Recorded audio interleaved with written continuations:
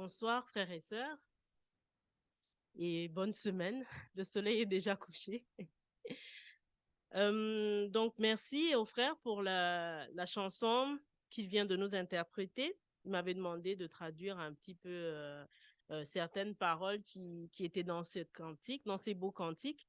On ne s'était pas concordé, mais je pense que le Saint-Esprit est à l'œuvre parce que dans son dernier chant, puisqu'il n'a pas eu le temps de traduire ces quelques paroles, il disait à Jésus de nous baptiser par son Saint-Esprit pour pouvoir nous permettre de l'aimer, si je résume un petit peu le chant. Ce qui est une belle prière et qui finalement résume un peu la méditation que je voulais qu'on partage aujourd'hui. Ce matin, en ce soir, pardon, je vais vous demander qu'on puisse prier avant que je puisse prendre la parole. Je vais élever la voix si ça ne vous dérange pas pour pouvoir prier, afin que Dieu, justement, puisse m'utiliser par son Saint-Esprit pour pouvoir parler de sa part. Prions. Éternel, comme je te l'ai dit et redit au cours de la semaine et même tout au long de cette journée, je suis humblement devant toi, reconnaissant que je n'ai aucun mérite. Je n'ai rien de plus que mes frères, peut-être même beaucoup de choses en moins qu'eux. Mais je te prie de m'utiliser, de faire de moi une servante inutile. Seigneur, je veux être un micro de ta part et qu'aucune parole ne sorte de moi. Je prie afin que je sois concentrée. Je prie pour que mes frères et sœurs puissent pouvoir suivre ce que j'ai à dire, ce que tu as à dire au travers de moi. Que tes anges illuminent cette pièce, que ton bon esprit remplisse chacun de nous. Au nom de Jésus, Amen. Donc, le texte que nous avons lu juste avant, le texte de la méditation, était dans l'évangile de Jean. Donc, au chapitre 21. On voit bien cette question que Jésus va poser à Pierre en lui disant « M'aimes-tu » Cette question est vraiment bizarre. Je pense que toutes les personnes qui lisent ce chapitre 21 dans sa totalité, la première question qu'on est amené à se poser, c'est pourquoi Jésus va poser cette question bizarre à Pierre? Pourquoi il insiste autant? Surtout quand on regarde le contexte dans lequel il pose cette question. On se rappelle que c'est juste après la résurrection de Jésus. Jésus apparaît à qui? À ses disciples. Et il soupe avec eux. Et on nous dit, après qu'ils eurent mangé, Jésus va dire à Simon-Pierre, « M'aimes-tu » Pourquoi Jésus pose cette question à Simon? Alors que je vous invite à prendre vos Bibles, pour ceux qui ont leur Bible, dans le chapitre 21 donc de Jean, on voit bien que Jésus va leur apparaître à Pierre et aux disciples alors qu'ils sont en train de pêcher. On y a fait allusion tout à l'heure pendant l'école du sabbat. Ils sont en train de pêcher des poissons, sûrement pour aller les revendre, pour avoir à manger. Et puis quelqu'un attire l'attention de Pierre et lui dit, c'est Jésus là-bas. Qu'est-ce que Pierre fait? Au verset 7, donc de notre évangile de Jean, chapitre 21, verset 7, alors le disciple que Jésus aimait dit à Pierre, c'est le Seigneur. Et Simon-Pierre, dès qu'il eut entendu que c'était le Seigneur, qu'est-ce qu'il fait? Il mit son vêtement et sa ceinture, car il était nu, et se jeta dans la mer. Donc ça veut dire qu'il est content de voir Jésus. Il pétille en lui-même en disant, mais Jésus est là. Il saute pour le voir. Et j'ai envie de me dire, si j'étais à la place de Jésus, est-ce que j'aurais besoin de plus de preuves d'amour? Est-ce que j'aurais besoin de poser cette question? Et c'est ce qui a attiré mon attention quand j'ai préparé la méditation. Je me dis, mais Jésus, voyons, Pierre t'aime. Mais pourtant, Jésus va demander à Pierre, m'aimes-tu? J'aimerais qu'on puisse regarder la première forme que prend la question de Jésus. Au verset 15.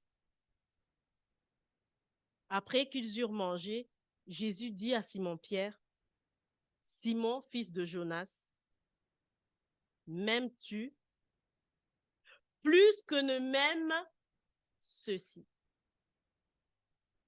Ceci fait référence à quoi? Aux autres. Pierre n'est pas tout seul. Dans le verset 2 du même chapitre 21, on verra bien qu'on parle de Simon, Pierre, de Thomas, de Nathanaël et des fils de Zébédée et de 2 disciples. Sous-entendu, Jésus est en train de dire à Pierre, il y a beaucoup de disciples ici. Est-ce que ton amour pour moi se distingue de l'amour des autres disciples? C'est la première question qu'il lui pose. M'aimes-tu plus que ne m'aiment ceux-ci? C'est toi qui as sauté de la barque. Mais Pierre, est-ce que ton amour est différent de celui des autres disciples? Question intéressante. M'aimes-tu plus que ceux-ci? Pourtant, Jésus vient de voir qu'il vient de sauter de la barque.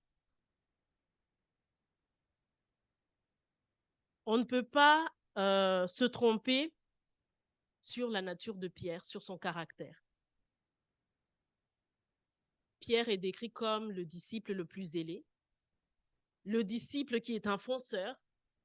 Il est décrit comme celui qui est prêt à tout pour Jésus.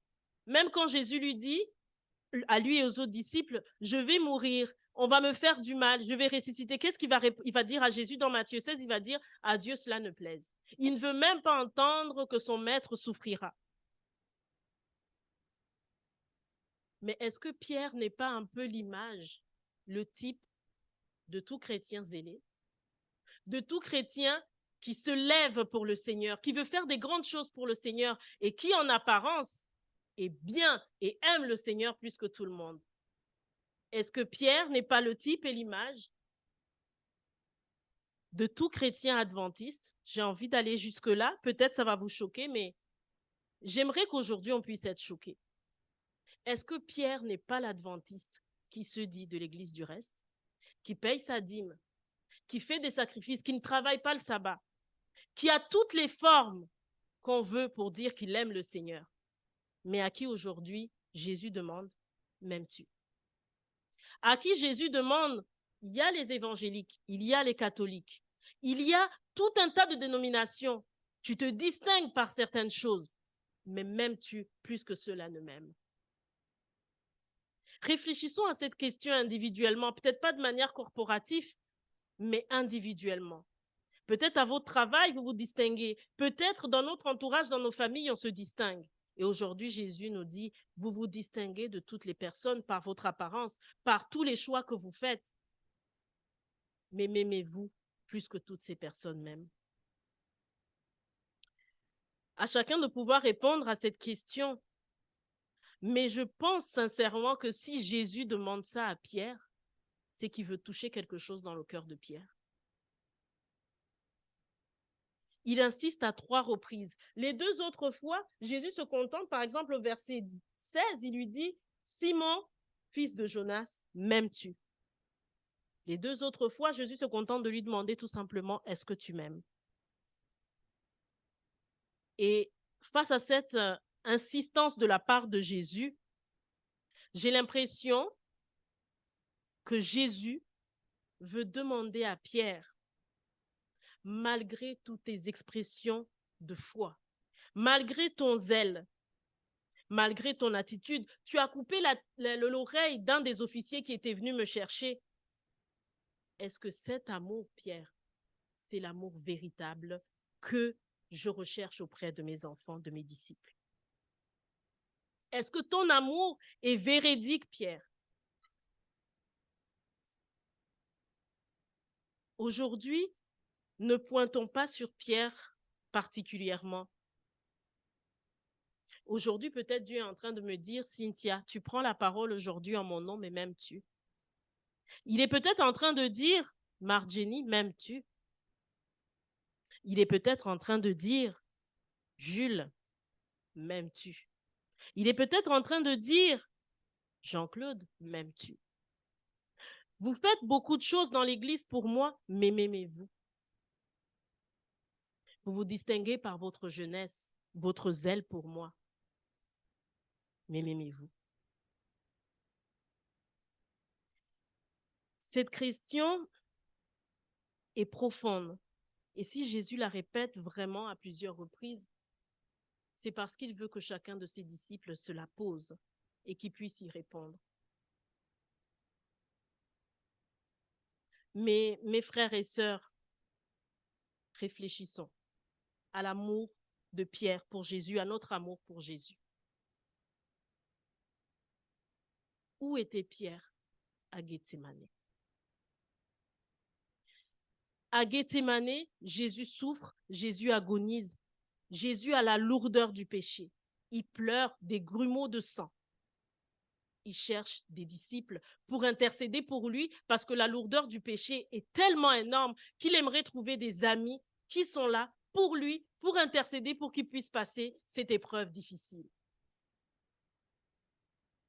À 3 reprises, Jésus vient pour chercher du réconfort auprès de ses amis à Gethsémane, de ses 3 meilleurs amis qu'il avait pris, mais il les trouve endormis. J'ai pas manqué de faire le parallèle avec ce qu'on vient de traverser. Peut-être c'est pas fini, mais on nous dit qu'on est sorti d'une pandémie. Beaucoup de gens sont morts, en connaissant ou pas le Seigneur. Il y a eu beaucoup de choses qui ont entraîné cette pandémie. Et je n'ai pas arrêté de me dire que Dieu souffrait, que Dieu pleurait, que Dieu recherche des gens, que Dieu a vu des enfants, des femmes, des hommes mourir, que Dieu voyait le monde aller à la dérive.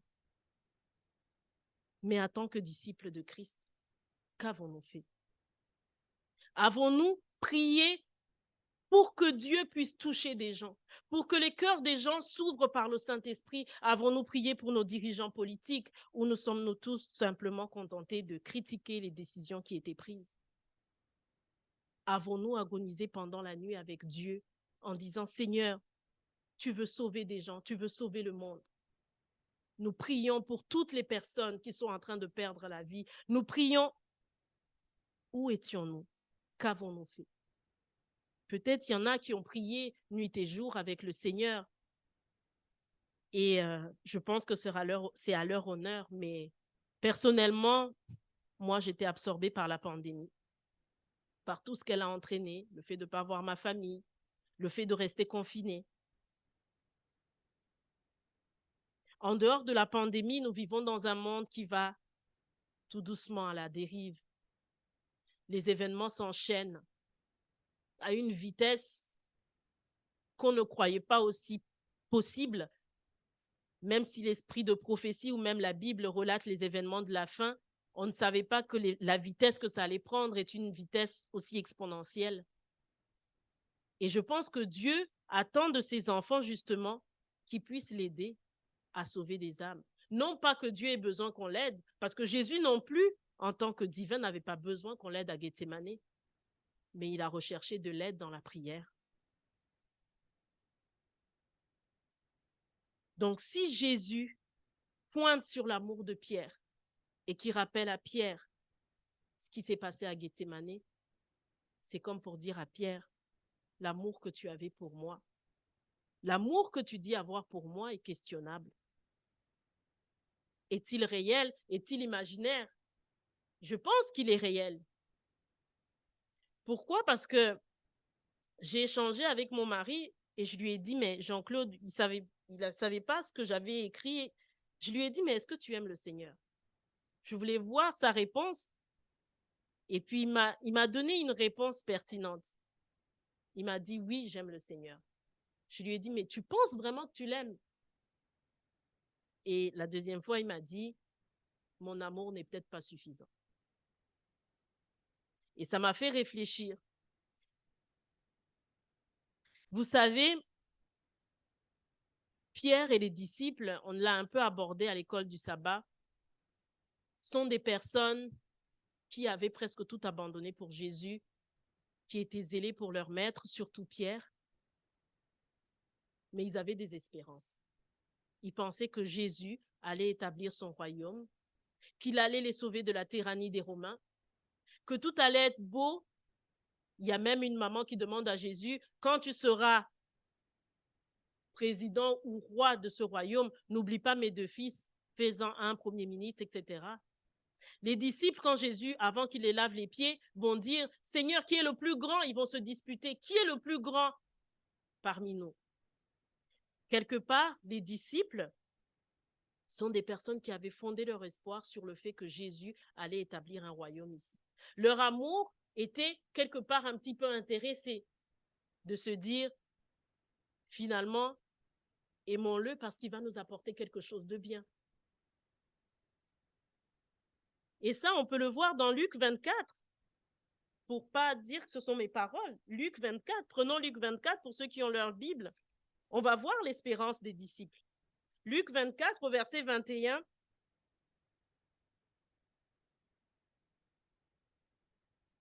Luc 24, verset 21. Nous espérions. Donc là, c'est sur le chemin d'Emmaüs. Les disciples qui ont rencontré Jésus sur le chemin d'Emmaüs, après que Jésus soit ressuscité, ils sont en train de parler à Jésus, mais ils ne savent pas encore que c'est Jésus. Et ils vont dire au verset 21, nous espérions que ce serait lui qui délivrerait Israël. Mais avec tout cela, voici le 3e jour que ces choses se sont passées. On espérait qu'il allait nous délivrer, mais on est toujours au même point. Et je me dis, pouvons-nous faire le parallèle aujourd'hui? Avons-nous tout simplement compris qu'on a un enfer à éviter et un ciel à gagner? En avons-nous marre de vivre sur cette terre en disant « au ciel tout sera beau, plus de morts, plus de problèmes, plus rien, faisons tout pour gagner le ciel ». Est-ce que notre amour pour Dieu finalement n'est pas fondé sur nos espérances? Pourtant, je viens à donner un exemple à un prédicateur qui disait, je crois que c'est Christophe Michel, ou si je ne me trompe, qui disait, si nous n'aimons pas Jésus et qu'on a la vie éternelle, le ciel sera l'enfer.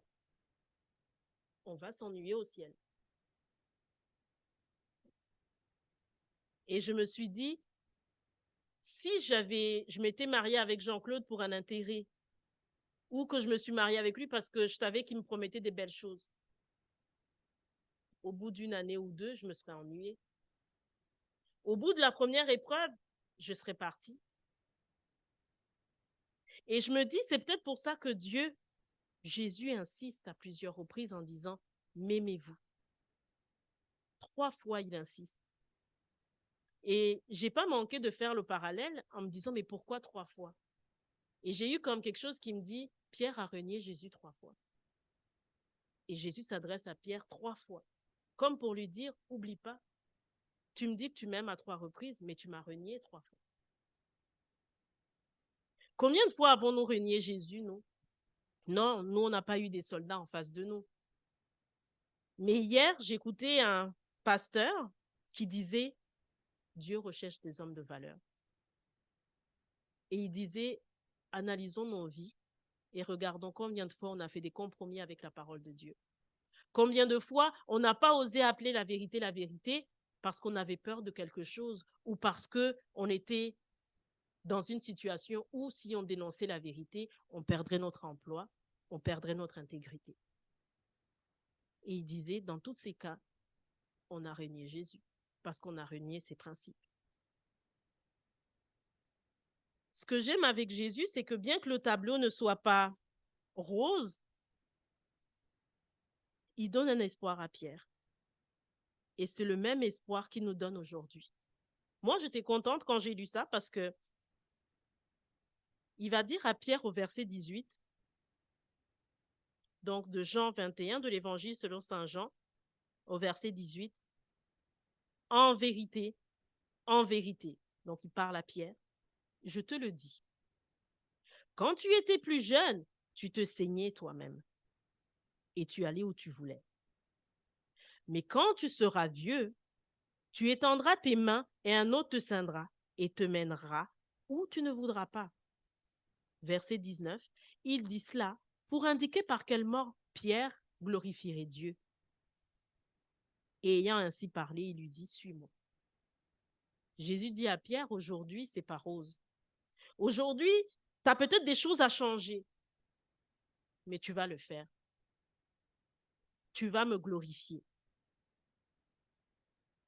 Qu'est-ce qui s'est passé alors entre le Pierre d'avant l'ascension de Jésus et le Pierre d'après? Juste pour nous donner une idée, si on va dans le livre des Actes, pour voir comment Pierre est devenu, il y a eu un changement. Moi, je me suis dit, c'est pas le même homme. C'est pas possible. Déjà, on est dans Acte 1.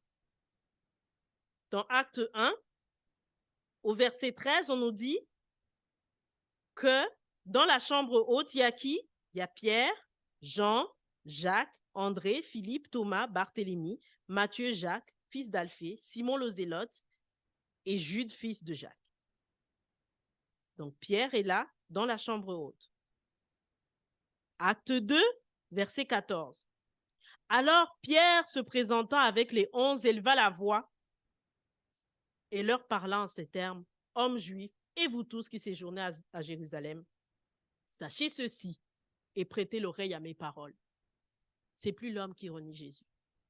C'est plus le Pierre qui a peur. Acte 3, verset 6.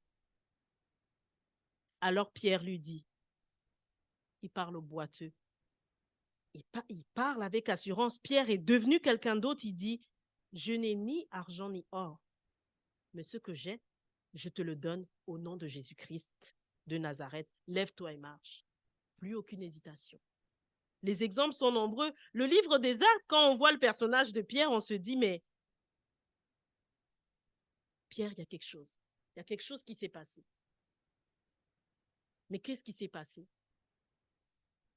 Comment Pierre a réussi à avoir cet amour dont Jésus parlait? Cet amour que Jésus voulait voir dans sa vie. Pierre est passé par la chambre haute. Avec les autres disciples,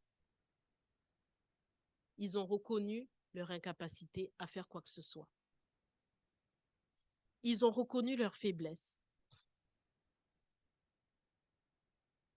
Et la parole de Dieu nous dit qu'ils sont montés dans la chambre haute pour s'attendre à ce que Jésus leur avait promis. Et on va le voir dans Acte 1, justement, verset 14, ce qu'ils faisaient dans la chambre haute. Acte 1, verset 14, tous d'un commun accord, persévérer dans quoi? Dans la prière, avec les femmes, et Marie, mère de Jésus, et avec les frères de Jésus. Est-ce que quelqu'un peut nous prendre Luc 24, verset 53, qui est un verset qui n'est pas souvent lu, mais qui nous dit aussi ce qu'il faisait dans la chambre haute. Luc 24, verset 53.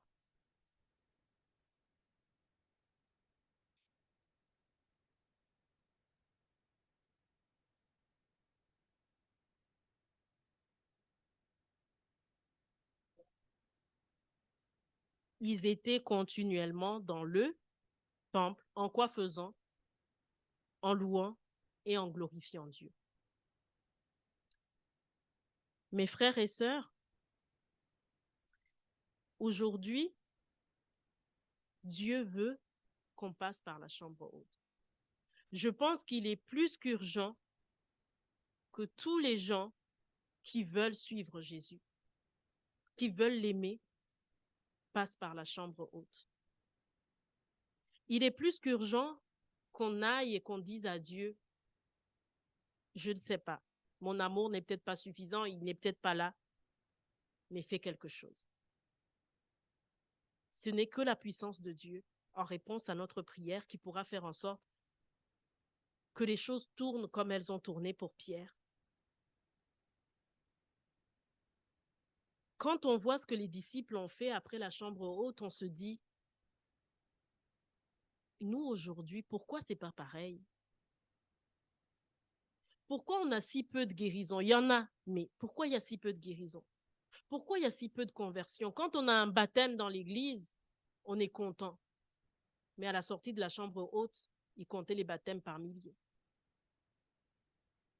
Donc à la sortie de la chambre haute. Satan est là autour de nous avec ses anges, excusez-moi de l'expression, mais il déploie toutes ses cartes dans nos vies, dans la vie de nos familles. Parce qu'on ne se lève pas pour dire à Dieu, Seigneur, ça en est assez, arrête-le. Satan prend des vies, il en a pris. Parce que les enfants de Dieu, on est comme Pierre et qu'on est en train de dormir alors que Dieu a besoin qu'on intercède. Et je l'ai réalisé, je vais partager avec vous une expérience que j'ai faite. Je ne veux avoir aucune prétention là-dedans. Sûrement d'autres personnes ont prié pour cette femme, mais quand j'ai réalisé cela, je me suis dit, mais Seigneur, combien de gens sont morts pendant qu'on dormait? Je discutais avec ma mère au téléphone et elle m'informe que la conjointe de mon cousin allait décéder, elle avait un cancer généralisé. Et puis, je ne sais pas pourquoi ça m'a touchée au plus profond de moi. Peut-être c'est l'Esprit de Dieu qui voulait que ça me touche. Puis je dis, c'est pas normal, Seigneur. Elle a 34 ans. Et puis, une voix m'a poussée, enfin, je ne sais pas si c'est la voix de Dieu, mais elle m'a dit, ben, prie comme jamais pour cette femme. Alors, j'ai mis des minuteries sur mon téléphone et je me suis dit toutes les 2 heures, je vais élever une prière pour cette dame. Parce que j'ai dit, c'est pas normal. Et ma grande sœur, elle me disait, quand elle me parlait toujours de cette femme, elle me dit, Cynthia, mais il faut la voir, elle est tellement jeune, elle a un bébé, c'est incompréhensible. Et là, je me suis retrouvée à genoux et j'ai dit à Dieu, Seigneur, si tu veux que cette femme aille au ciel, tu dois la sauver. J'ai dit à Dieu, dans 1 Timothée, tu dis que tu veux que tous les hommes soient sauvés, qu'ils arrivent à la repentance. Tu ne peux pas permettre que cette femme elle meure sans te connaître. Fais quelque chose, mais elle ne doit pas mourir parce que si elle meurt, qui aura gagné? Les autres fois, le téléphone sonnait, je me remettais à genoux, je disais, Seigneur, fais quelque chose, mais elle ne doit pas mourir. Je dois avouer que c'était une prière un peu incrédule parce que je ne savais pas que Dieu allait se révéler. 3-4 jours après, moi, je pensais qu'elle était peut-être en train de mourir. Ma mère, elle me dit, mais Cynthia, franchement, je dois te laisser, je dois prendre l'appel de cette dame, elle s'appelle Doris. Je me dis, bah, si ma mère prend l'appel, c'est que c'est presque fini ou c'est fini. Et puis ma mère, elle me rappelle, elle insiste. Et puis je dis, bah, si elle insiste, c'est peut-être pour m'annoncer le décès. Je prends le téléphone, elle me dit, c'est passé un truc incroyable. Les médecins l'ont dit qu'elle peut rentrer. Il n'y a plus aucune trace de cancer. Je dis, mais c'est pas possible. Après, je me suis dit, ben, ma mère, elle est vieille, elle a peut-être mal entendu. Donc, j'ai pas cru. Et puis, j'appelle ma grande sœur, je lui dis, peux-tu investiguer pour moi, s'il te plaît, ce qui s'est passé? Parce que maman, je ne pense pas que ce soit possible. Et ma sœur, elle me dit, ben, je le ferai un jour, mais je pense qu'elle a mal entendu. 2-3 jours après, elle me rappelle aussi, elle me dit, bah, tu sais, il m'a appelé le cousin, il m'a demandé de bénir mes foi au nom du Seigneur. Le cancer est parti, les médecins ne savent pas expliquer ce qui s'est passé. Il y a beaucoup de gens qui ont prié pour cette femme, je ne suis pas la seule. Mais je suis sûre que des exemples comme ceux de cette femme, il y a des millions et des milliards dans le monde. Satan prend des vies, il ravage des familles. Et nous, on le laisse faire. Parce qu'on est occupé à nos vies. On est occupé à survivre. Même pas à vivre, parce que dans ce monde, vu comment les choses vont, on survit. J'aimerais partager avec vous un petit peu ce qui s'est passé dans la chambre haute. J'ai voulu en savoir plus en me disant, qu'est-ce qui s'est passé dans la chambre haute? Et permettez-moi d'emprunter les paroles de Conquérant Pacifique. Je pense que j'avais partagé le slide. Donc, dans Conquérant Pacifique, au chapitre 2, on nous dit, donc la sœur Ellen White nous écrit, tandis que les disciples attendaient l'accomplissement de la promesse, ils humiliaient leur cœur dans une véritable repentance et confessaient leur incrédulité. Ils confessaient leur incrédulité, ils étaient dans la véritable repentance. Dans la chambre haute, Dieu leur a fait comprendre quelque chose alors qu'ils étaient en prière. C'est qu'ils ne valaient rien. C'est qu'il n'y avait rien de bon en eux, sinon Jésus n'aurait pas dû mourir. Et il les a poussés à confesser leur incrédulité. La repentance, l'incrédulité. Est-ce que ce n'est pas ça, finalement, nos plus grands problèmes? Pourquoi je dis ça? Parce que la parole de Dieu qu'on a dans les mains, il y a beaucoup de promesses dedans. Apprenons à prier avec ces promesses-là.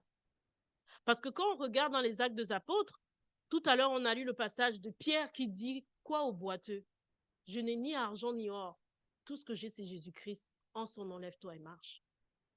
Je me suis dit, mais Pierre, comment il peut oser dire ça? Et pendant que je me posais la question, on me renvoie dans Marc 16. Allons-y dans Marc 16. Marc 16, pour ceux qui ont leur Bible. Parce que parfois, on se dit, ben, les disciples étaient quand même osés, c'était de l'audace. Il y a comme quelque chose qui ne marche pas avec ce que nous, on vit aujourd'hui. Marc 16, je vais prendre à partir du verset 15 jusqu'au verset 17. Puis Jésus leur dit, allez par tout le monde et prêchez la bonne nouvelle à toute la création. Celui qui croira et qui sera baptisé sera sauvé, mais celui qui ne croira pas sera condamné. Le plus important, verset 17. Voici les miracles qui accompagneront ceux qui auront cru. En mon nom, ils chasseront des démons, ils parleront de nouvelles langues, ils saisiront des serpents, s'ils boivent quelques breuvages mortels, il ne leur fera point de mal. Ils imposeront les mains aux malades, et qu'est-ce qui se passera? Les malades seront guéris. Les disciples ont compris quelque chose dans la chambre haute, c'est que la parole de Dieu, c'est la parole de Dieu. Ils ont pris Dieu au mot. Qu'en est-il pour nous aujourd'hui? Ils ont tellement pris Dieu au mot. Rappelez-vous, dans la chambre haute, à la Pentecôte, ils ont parlé des langues, n'est-ce pas? Plusieurs langues. Ben, regardez au verset 17.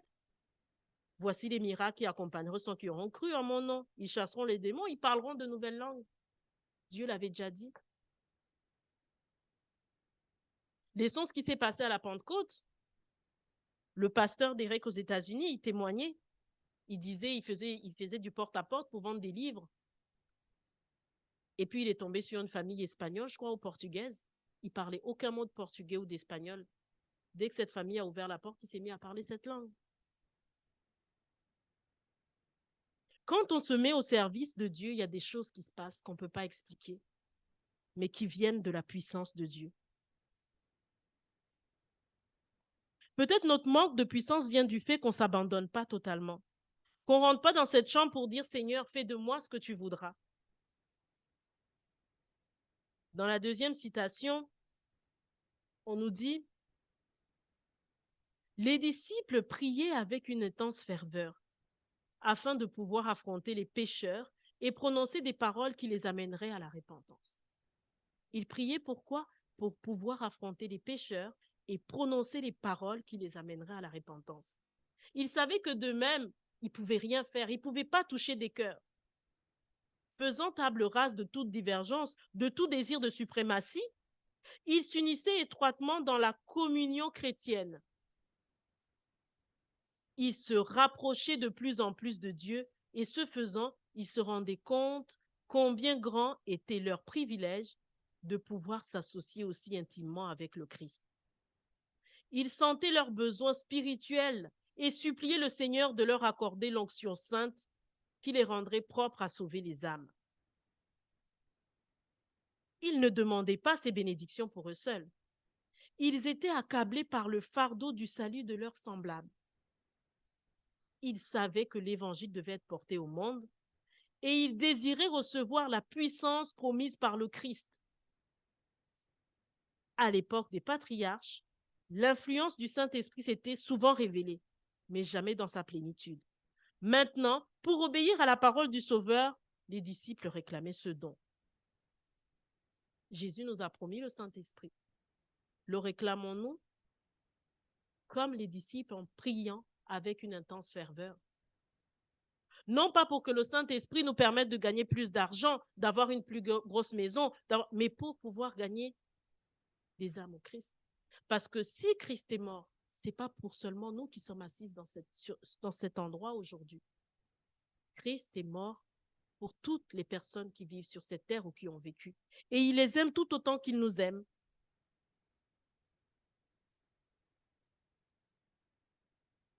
Sommes-nous accablés par le fardeau du salut de nos semblables? Souvenons-nous la promesse de Dieu, 1 Timothée 2, verset 4. Dieu veut que tous les hommes soient sauvés et qu'ils parviennent à la repentance. Je vais partager avec vous un autre court témoignage pour vous dire combien parfois on est borné dans ce que Dieu nous demande. On a des voisins en face. Ils ont trois petites filles, en tout cas, ils ont 3 enfants. Et ils venaient toujours frapper à notre porte. En tout cas, vers l'été, ils viennent frapper à notre porte. Puis je vais ouvrir, ils m'agaçaient. Et j'ouvrais, ils disaient, bonjour, on a un projet scolaire. Est-ce que vous pouvez nous acheter du bois d'allumage pour notre projet scolaire? Et puis moi, je leur répondais, j'ai pas de cheminée. Puis je refermais la porte. L'année d'après, la même chose. Et là, je vais ouvrir. Bonjour, bonjour madame. Je dis bonjour. Nous sommes les enfants du voisin d'en face. On a un projet scolaire. Est-ce que vous voulez nous acheter du bois d'allumage? Je dis non, j'ai pas de cheminée. Et je refermais la porte. Et puis un jour, avec Jean-Claude, on passait le sabbat à la maison et puis on écoute un message sur le fait de toucher ses voisins, l'importance de travailler pour Christ parce qu'il ne nous met pas aux endroits où on est par hasard. Et puis on dit, ben écoute, le pasteur, il vient de dire que quand on veut sauver des vies, quand on veut amener des gens à Christ, Dieu répond tout de suite bien. Et on va essayer. On s'est mis à genoux, on a dit, Seigneur, montre-nous comment on peut toucher nos voisins. Parce qu'on sait que nos voisins ne te connaissent pas, ouvre-nous des portes. C'était la prière qu'on a élevée à Dieu. Elle était sincère. Et puis je me relève, je dis, tu sais Jean-Claude, Dieu vient de me dire que ça va pas. Il me dit comment ça? Il dit, bah, Dieu me dit, toutes les fois que je t'ai ouvert des portes, tu l'as fermé sur les enfants en disant que tu n'as pas de cheminée. Et alors, j'ai dit à Jean-Claude, tu sais, on va aller toquer chez le voisin, on va leur proposer de l'argent en leur disant qu'on est désolé. Et j'avais 5 dollars dans ma poche. Et puis Jean-Claude, il est allé toquer. Et puis, il a dit, ben, excusez-nous, on vient proposer de l'argent pour le projet des filles. Et puis le monsieur a répondu, bah, pour l'instant, elles n'ont pas de projet et je ne peux pas accepter qu'ils prennent de l'argent comme ça. Mais en tout cas, elles font du babysitting, elles peuvent garder vos enfants au passage. Je dis OK. Je dis, bah, écoute, Jean-Claude, au passage, on va leur laisser les enfants un jour qu'on sortira et puis on verra. Une semaine après, je suis chez moi, Jean-Claude est sorti avec la petite. Sa fille sonne et puis elle me dit, bonjour madame, on amène des skis pour Ineza. Parce que c'est des skis qu'on n'utilise plus. Je dis, ben OK, merci Seigneur, le contact, il est fait.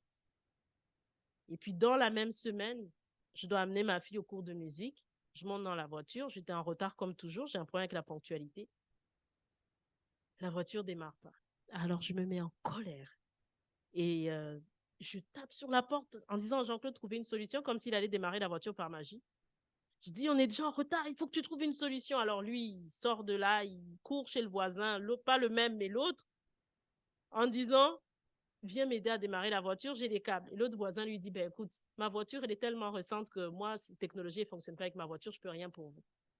Alors Jean-Claude lui dit, ben c'est dommage parce que ma fille elle devait aller à son cours d'initiation de musique. Et là, le voisin de dire à Jean-Claude, mais je vais les amener, vos filles. Je vais amener ta femme et sa fille. On est à presque 50 minutes de la ville, plus de 50 minutes. Et là, Jean-Claude, il me dit, il arrive en courant, il me dit, descends vite, le voisin t'amène. Je dis, Seigneur, qu'est-ce que je vais raconter au voisin pendant 50 minutes dans la voiture, dans sa voiture? Et puis, on est là dans la voiture, on discute, et puis il amène la discussion sur Dieu.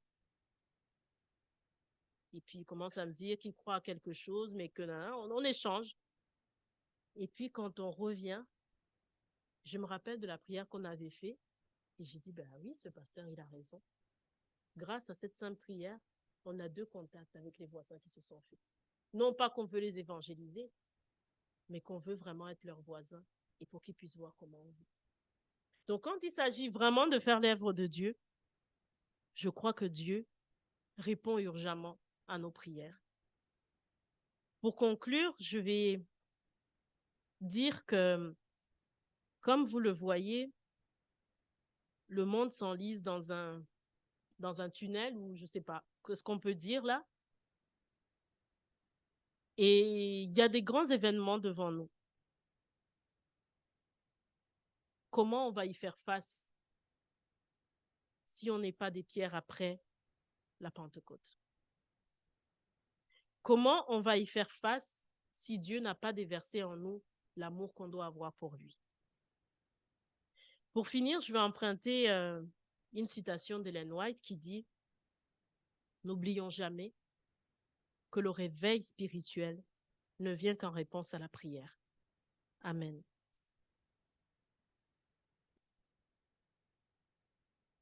Merci Dieu puissant pour ce beau message. Merci Cynthia. Et merci pour les expériences aussi. Tout cela nous montre combien que Dieu est puissant et que votre degré d'amour, en fait, continue à augmenter pour lui et qu'ensemble, nous puissions nous unir pour le louer. J'invite tous ceux qui le peuvent et qui le veulent à se mettre à genoux pour prier. Éternel Dieu Tout-Puissant,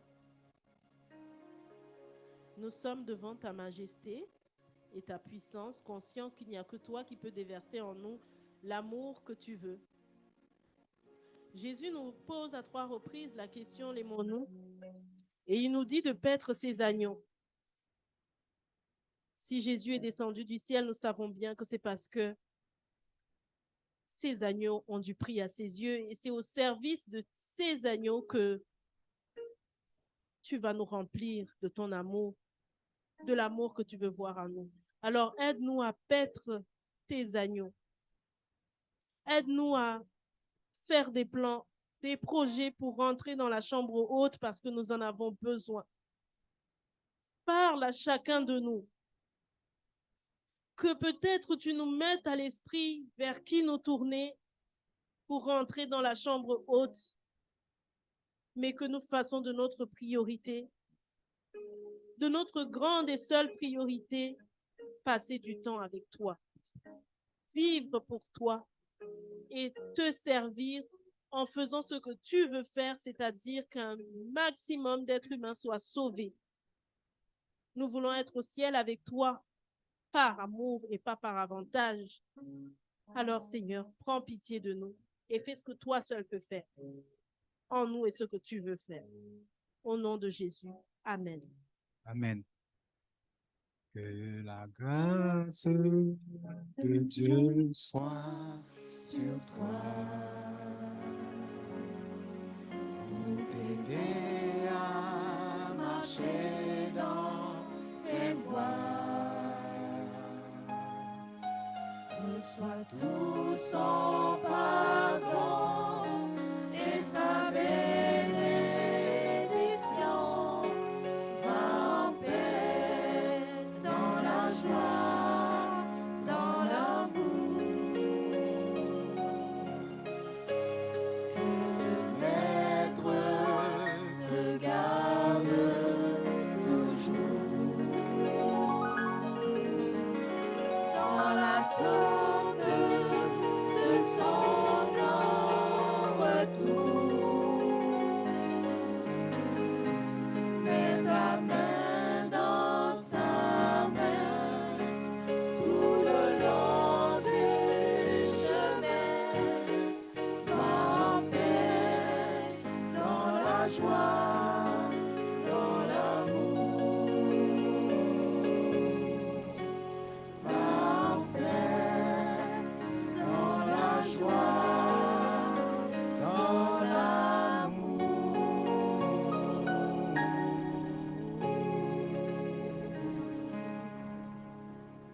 Bonne semaine et que Dieu vous bénisse.